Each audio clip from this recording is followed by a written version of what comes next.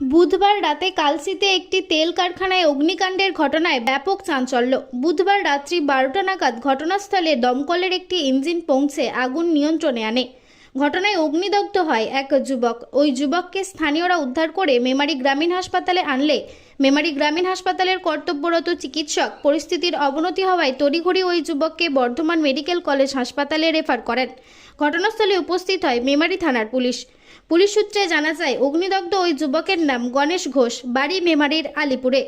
তারপিন তেল কারখানায় দীর্ঘদিন ধরে কাজ করত গণেশ ঘোষ। গতকাল তেলের ট্যাঙ্কার লিক করে অগ্নিকাণ্ডের ঘটনা ঘটে। দুটি বাইক পুড়ে যায়, লক্ষাধিক টাকার ক্ষয়ক্ষতি হয় বলে জানা যায়। গোটা ঘটনায় ব্যাপক চাঞ্চল্য ছড়িয়েছে এলাকা জুড়ে।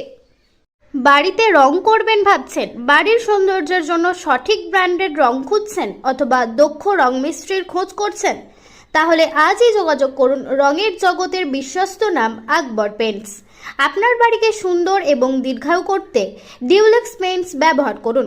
আকবর পেইন্টসে একটা কল করলেই আপনার বাড়িতে পৌঁছে যাবে কোম্পানির অভিজ্ঞ স্টাফরা এবং রং সম্বন্ধে যাবতীয় পরামর্শ প্রদান করবেন বিনামূল্যে।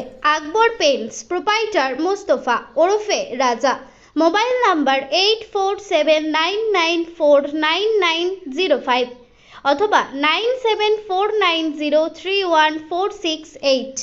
চাকতিপাড়া, মেমারি, বর্ধমান।